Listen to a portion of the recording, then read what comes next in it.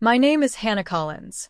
I was 27 years old when the one thing I had been working toward for nearly 5 years was snatched out from under me. And the worst part? It wasn't fate. It wasn't bad luck. It wasn't bureaucracy or some random cruel twist of life. It was my sister. From the moment I graduated college, I had one goal: to work overseas. I majored in international relations, took internships that paid almost nothing, and spent nights at my laptop learning languages, building connections, and writing applications. Everyone in my family knew it was what I wanted most. My mother used to joke that my suitcase was always half-packed in my mind. My father called me his little diplomat. But my sister, Madison, never joked about it. She rolled her eyes.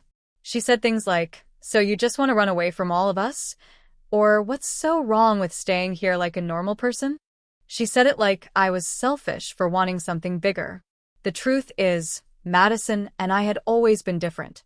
She was 2 years older, loud where I was quiet, impulsive where I was careful. She had dropped out of community college after a year and bounced between jobs: bartending, retail, receptionist work. Nothing stuck. She was smart, but restless, like she couldn't stand still long enough to build a life. And I think, deep down, she hated that I had a plan.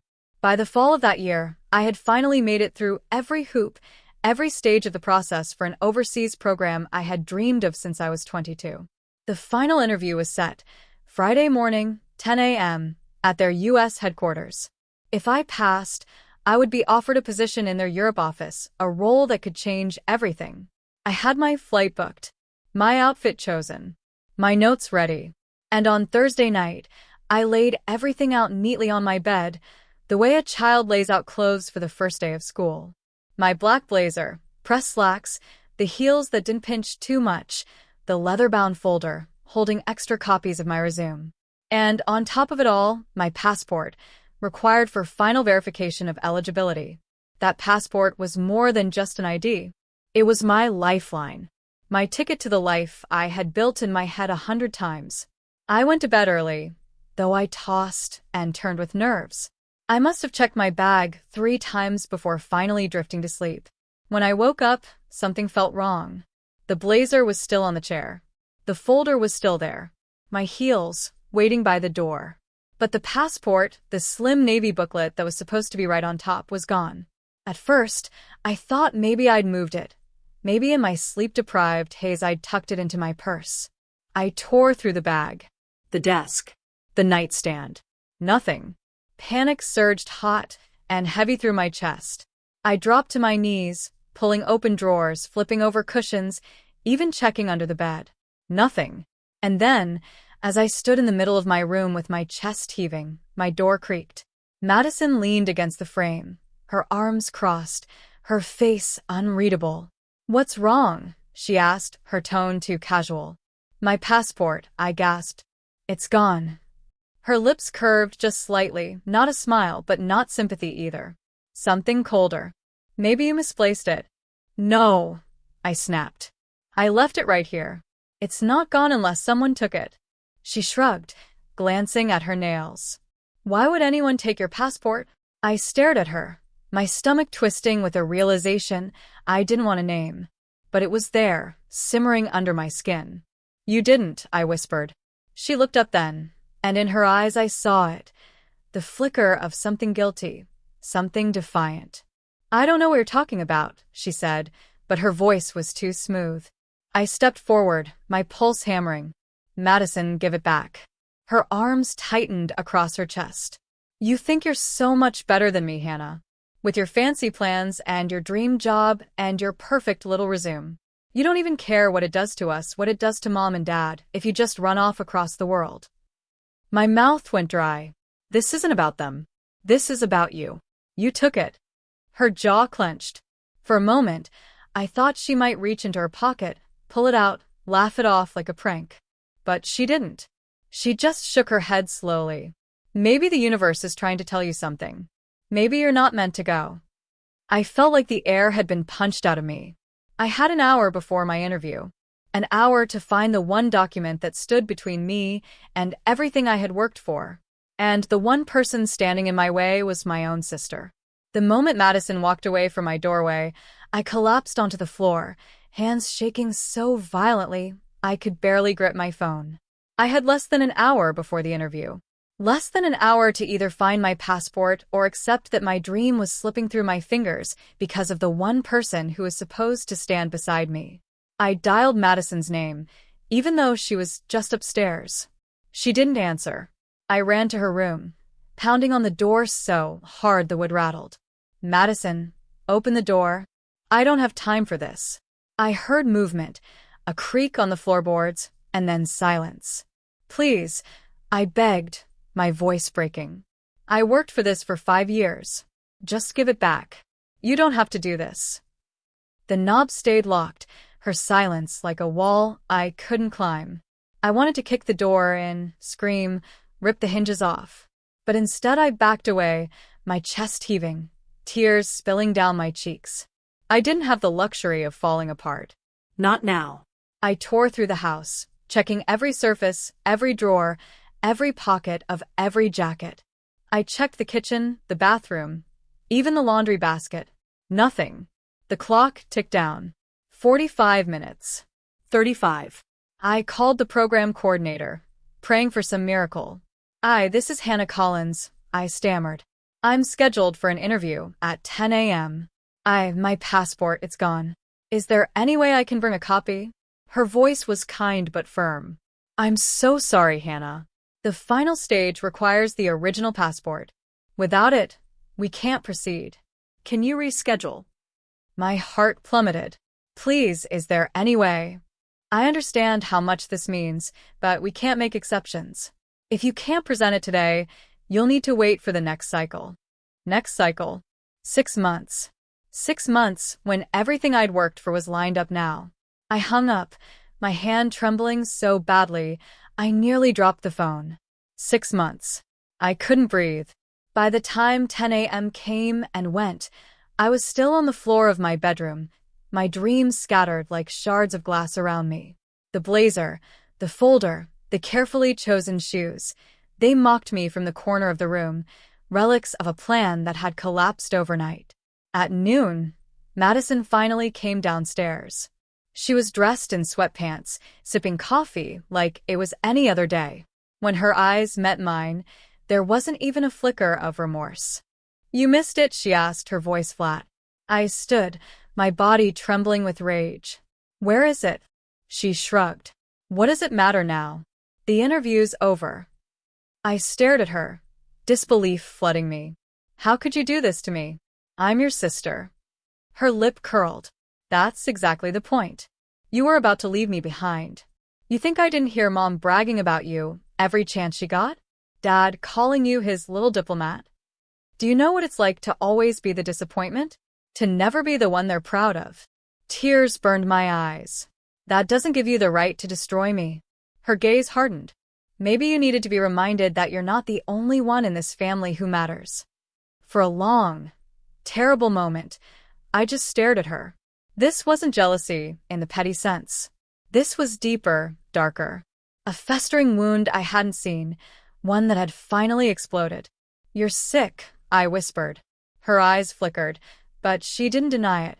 She just turned and walked out of the room, leaving me standing there with nothing but the echo of her betrayal. That night, I lay in bed, staring at the ceiling, my passport still missing, my future shattered. I thought about reporting it stolen, but the damage was already done. Even if I had a replacement in a few weeks, the interview window was gone.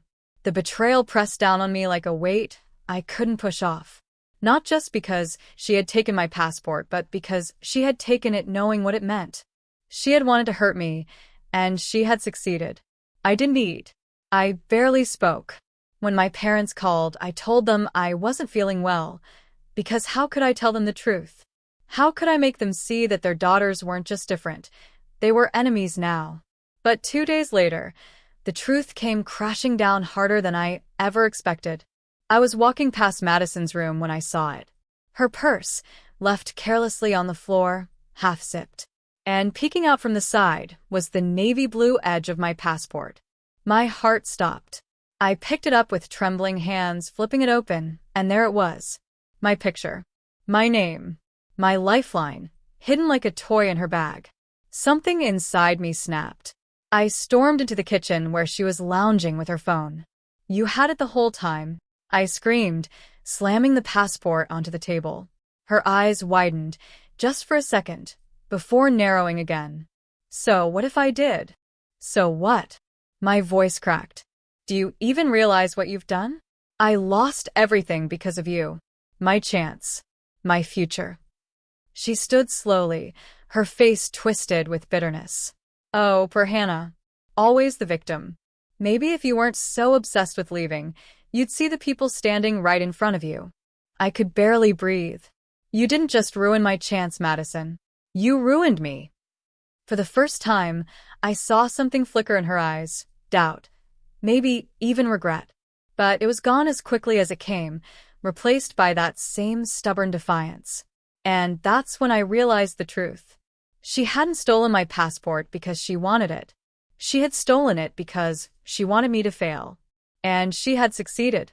That night, as I clutched the passport in my hands, I swore to myself it wouldn't end like this. I didn't know how or when, but I would find a way to rise again. And when I did, Madison would see that no matter how hard she tried to break me, she couldn't win. Not forever. The first few days after I found my passport hidden in Madison's purse were a blur of grief and rage. I carried it with me everywhere, as if gripping that slim booklet could anchor me to the dream she had ripped away. I couldn't even look at her without feeling my chest tighten. Every time I replayed her words in my head, "Maybe you're not meant to go," it made my skin crawl. Who gave her the right to decide the shape of my future?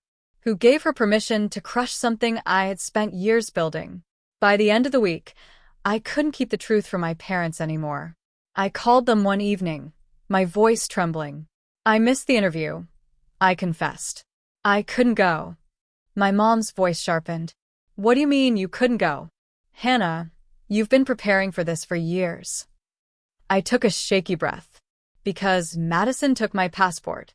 There was silence on the other end, long and heavy. Then my father's voice, low and stunned.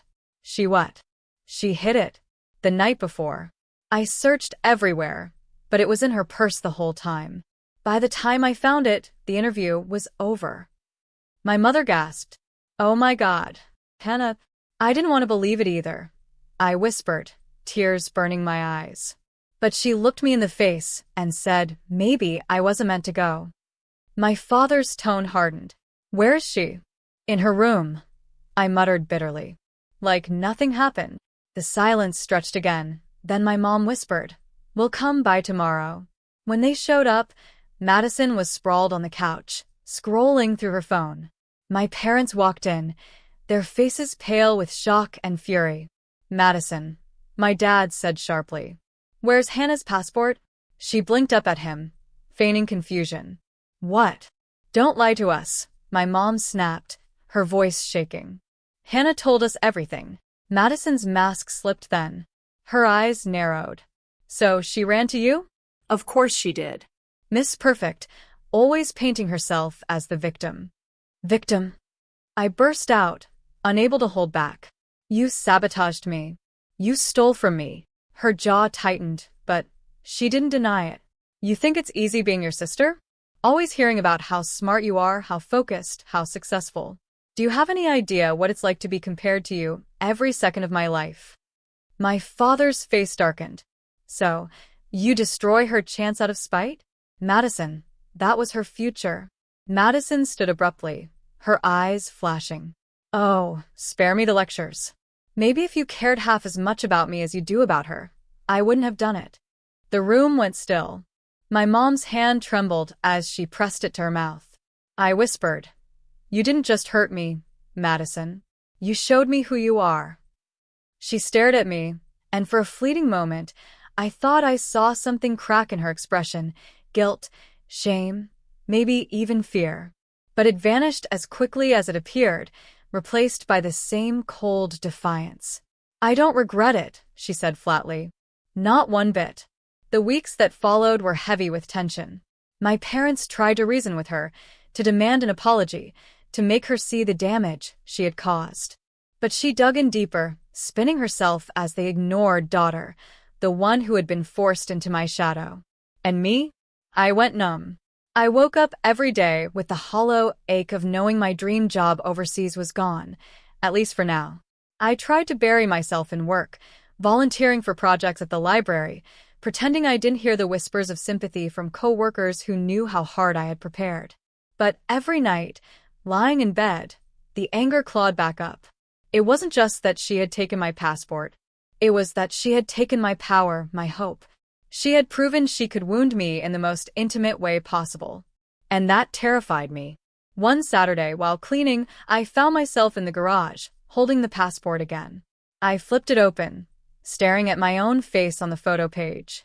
My eyes looked so determined there, so sure of the future. "I won't let you win," I whispered. Because the longer I stayed stuck in the rubble of what she had done, the more she won. And I refused to give her that satisfaction. That night, I wrote an email to the program coordinator. I explained the situation honestly, not every ugly detail, but enough to show the truth. I told her my passport had been stolen, that I had proof, and that I still wanted to be considered when the next cycle opened. I didn't expect a response. But the following Monday, she wrote back. "Hannah, thank you for your honesty. I'm so sorry this happened to you. We cannot reverse the missed interview, but I can guarantee you an interview spot for the next cycle," without reapplying. I stared at the words through tears. It wasn't everything, but it was hope. When my parents heard, they were overjoyed. My mom hugged me so tightly I could hardly breathe. "See? This isn't the end. You'll get there." But Madison only sneered when she overheard. "Oh, great. Another 6 months of listening to you talk about your precious overseas job." This time, though, her words didn't cut as deep. Because I realized something. Her cruelty didn't come from strength. It came from fear. Fear of being forgotten, left behind, erased by my success. And no matter how much she tried to pull me down into her pit, I didn't have to stay there with her. But deep down, I knew one thing. 6 months was a long time. And in 6 months, she might try again. Which meant, if I wanted to reclaim my future, I would have to be ready.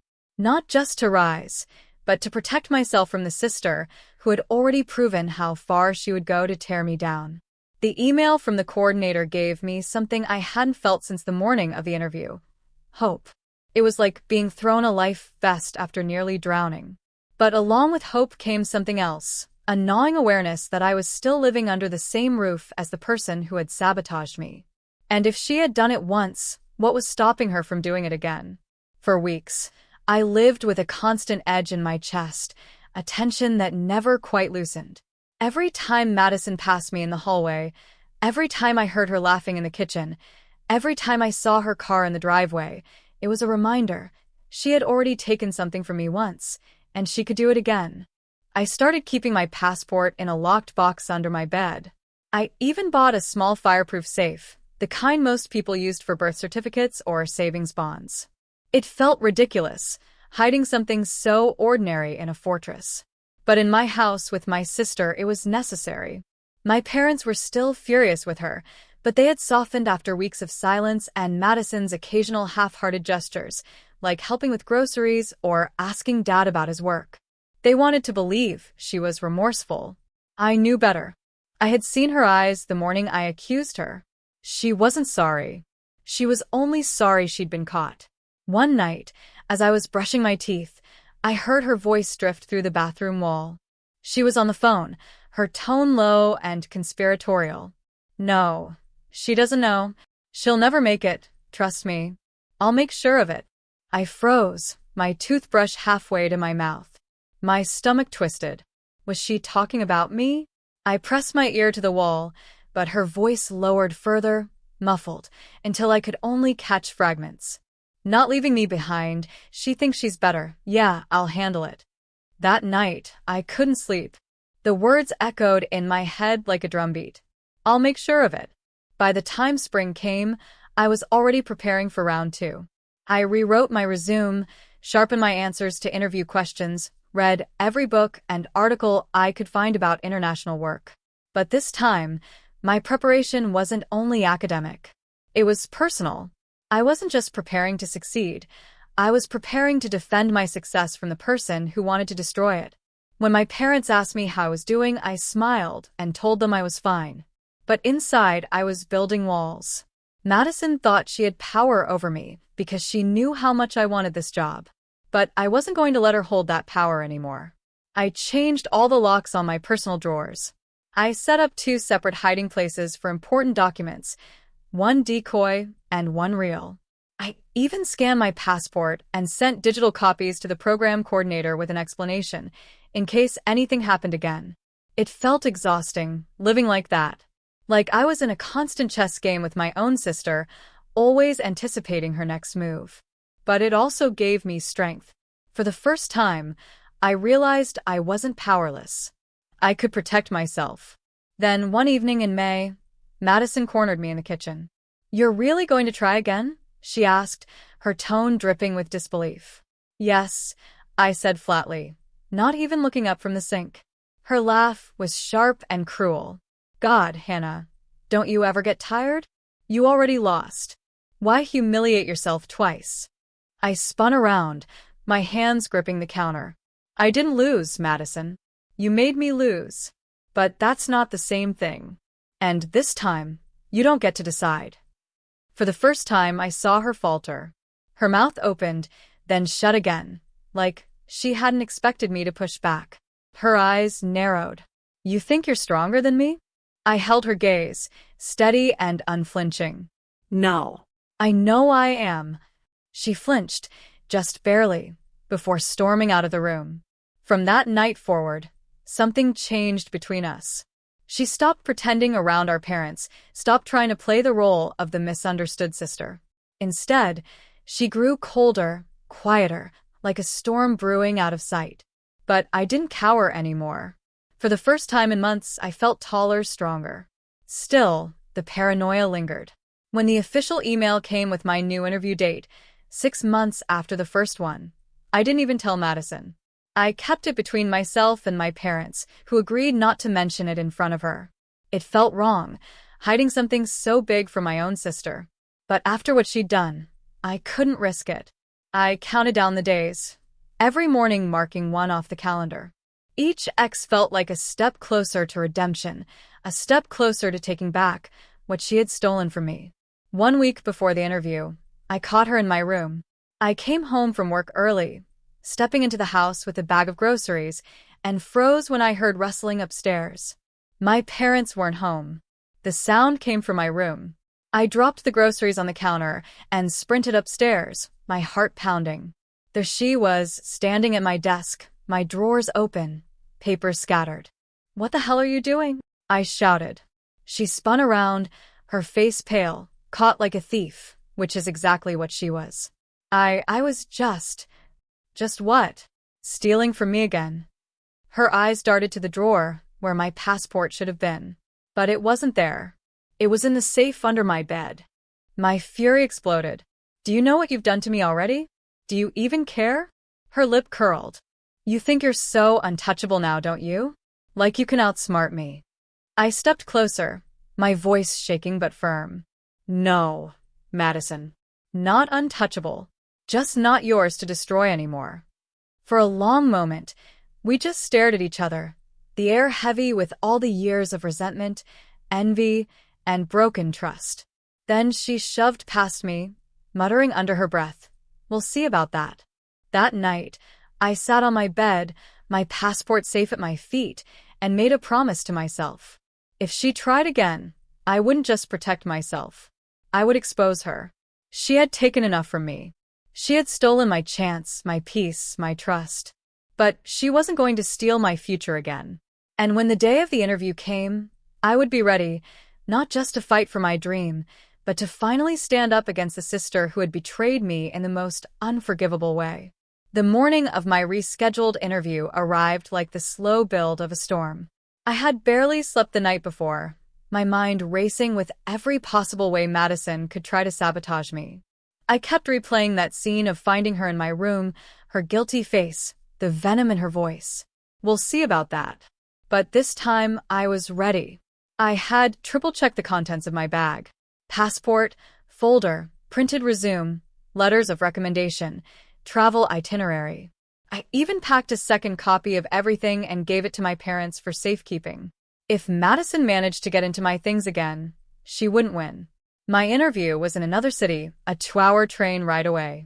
I left the house at dawn, my suitcase by my side, and didn't even tell Madison I was leaving. My parents hugged me tight, their eyes full of pride and worry. My mom whispered, "You've got this. Don't let her haunt you." But as I stepped onto the platform, I saw her, Madison, leaning casually against a pillar, her arms crossed, her expression unreadable. My stomach dropped. How had she known?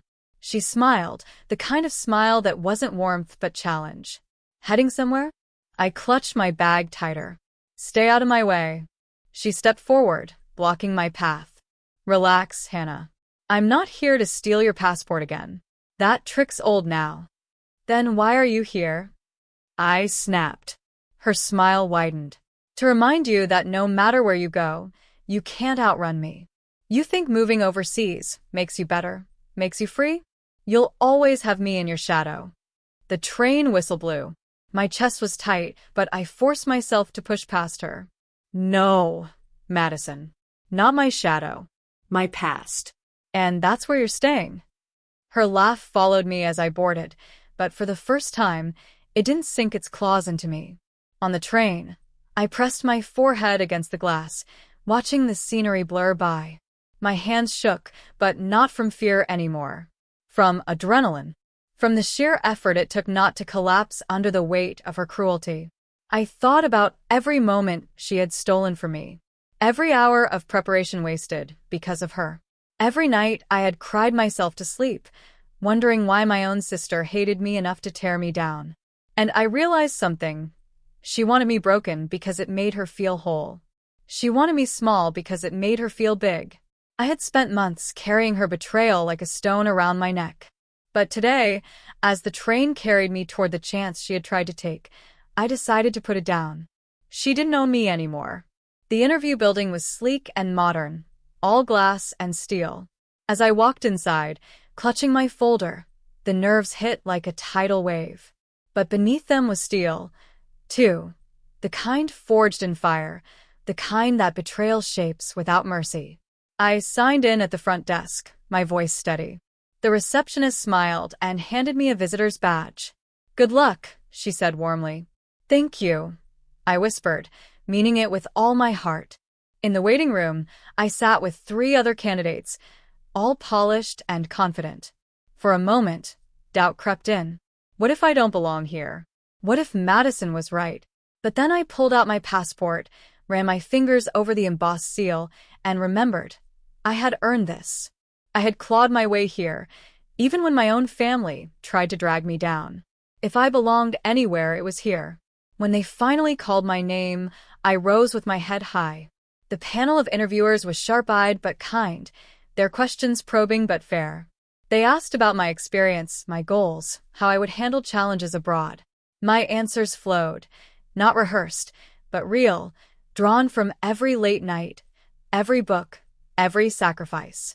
At the end, they asked me to verify my eligibility. I slid my passport across the table with hands that no longer trembled. One of them glanced up at me, smiling. "Everything looks perfect. Thank you, Hannah." Perfect. A word I had hated growing up because it was always used as a weapon against me, something I supposedly had that Madison didn't. But in this moment, hearing it from them, it wasn't a weapon. It was a validation.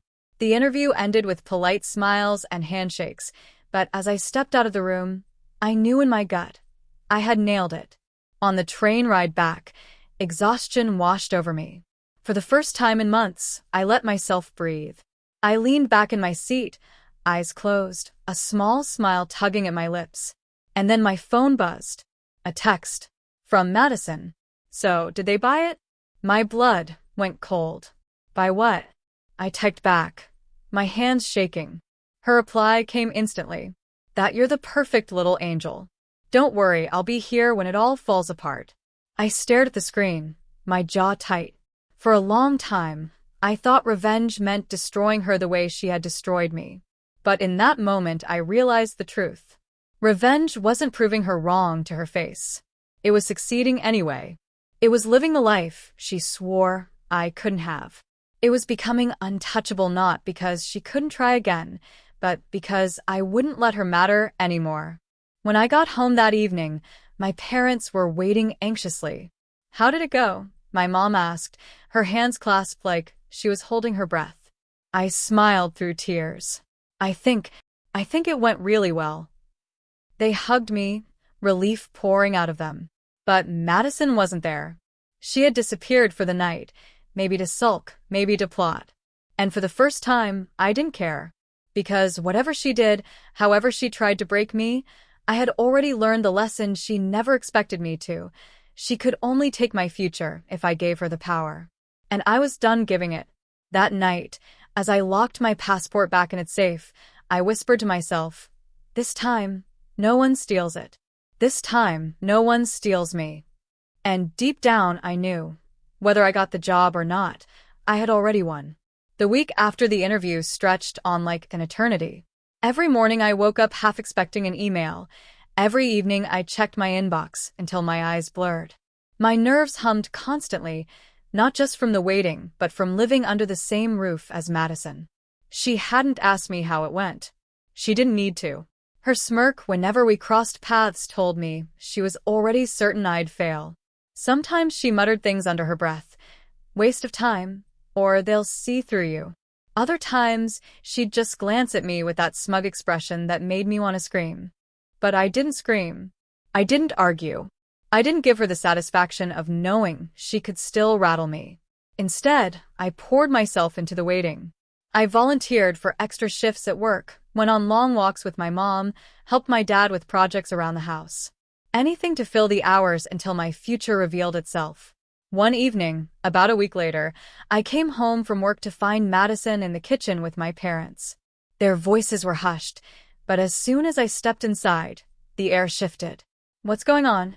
I asked, setting my bag down.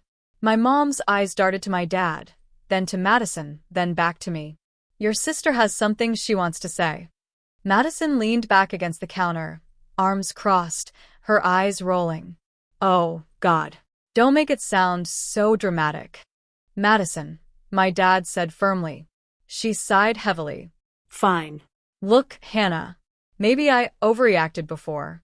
Maybe I shouldn't have taken your passport. Whatever. I'm sorry."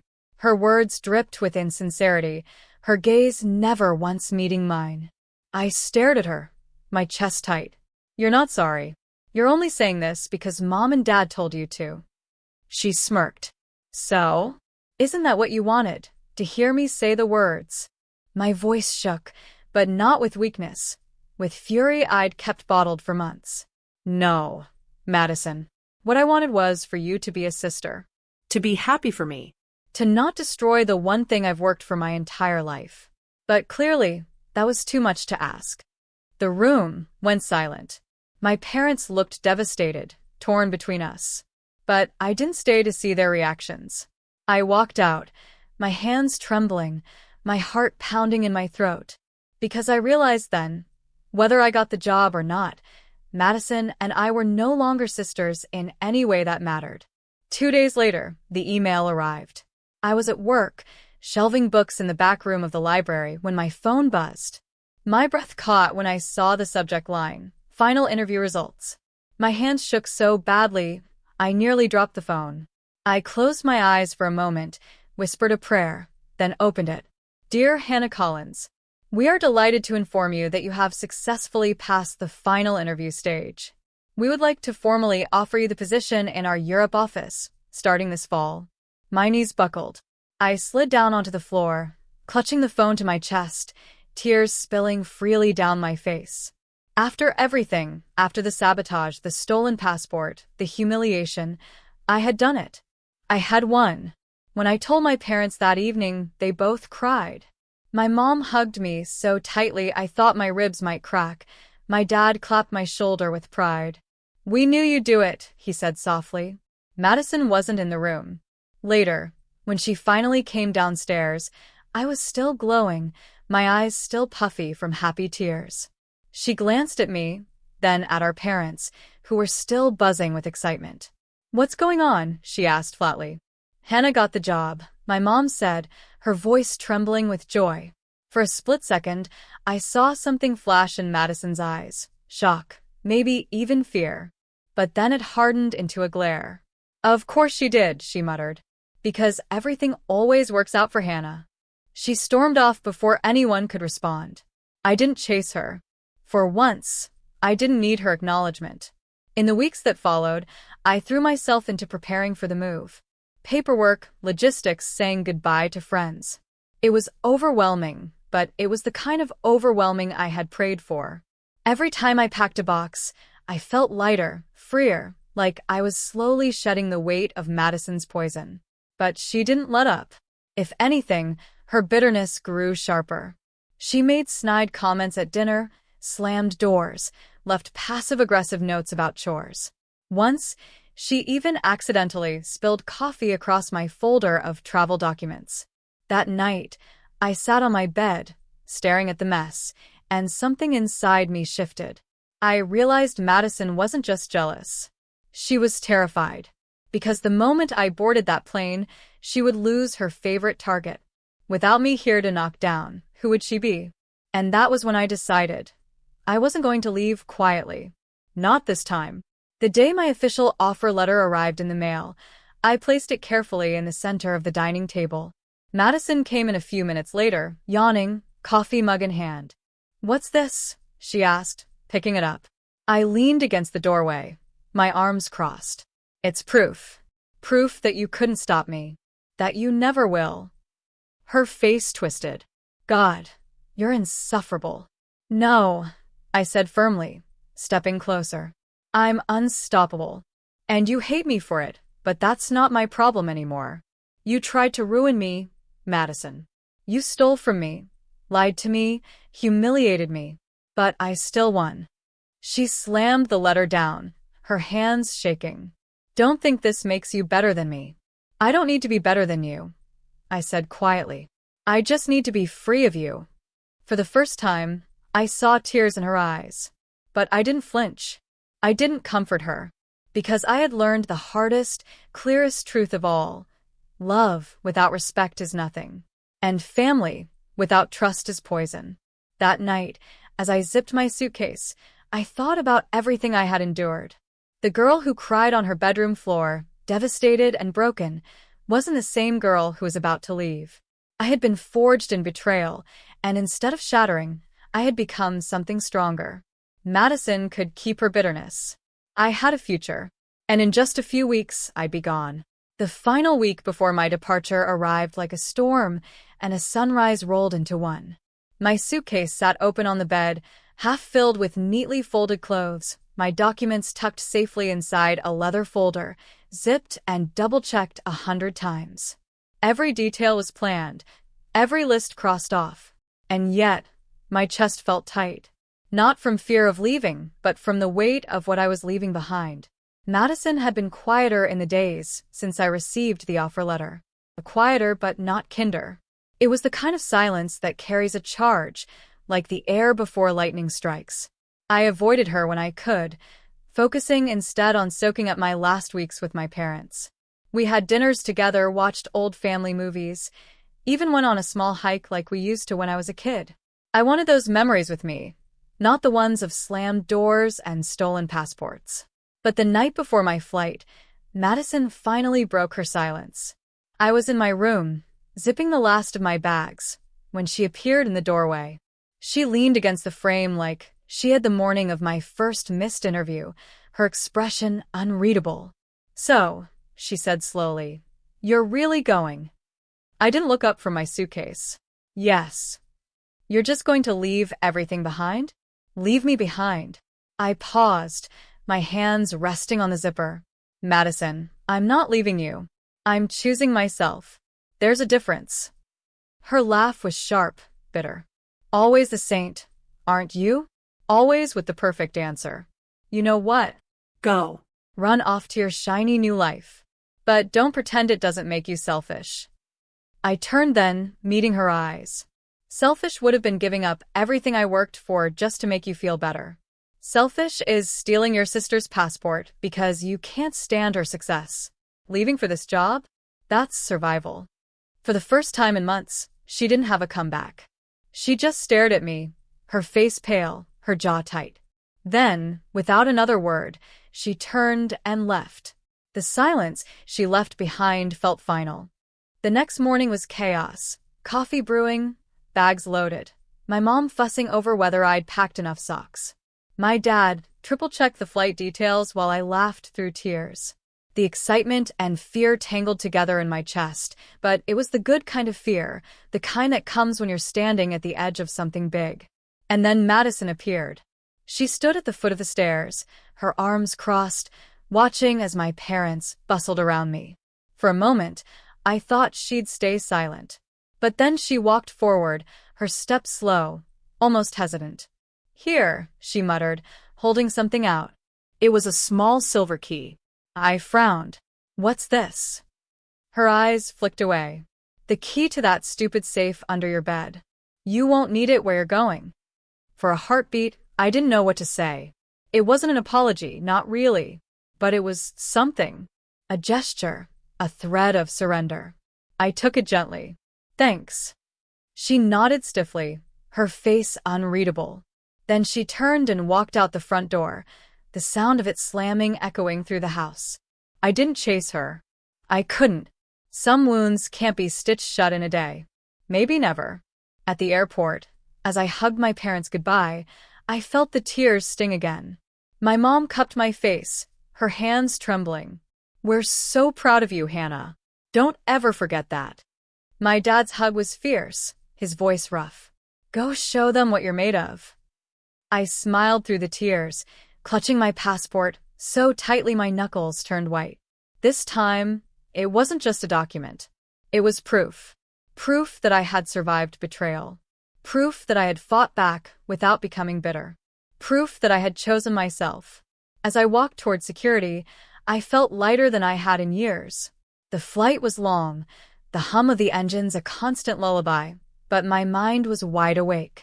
I thought about the girl who had cried on the bedroom floor months earlier, destroyed by her sister's betrayal. And I thought about the woman now, staring out the airplane window at a sunrise over the ocean. Same person. Different strength. Madison would always be a part of my story, but she no longer defined it. Her betrayal had scarred me, yes. But it had also sharpened me, taught me resilience I never knew I had. And in some strange, painful way, I realized I was grateful. Not for what she did, I would never forgive that, but for what I discovered in myself because of it. When the plane landed, I stepped onto foreign soil with a heart pounding not from fear, but from possibility. The world stretched wide before me, untainted by Madison's bitterness, untouched by her sabotage. I whispered to myself as I adjusted the strap of my bag, "This is mine. Finally mine." And for the first time in a long time, I believed it.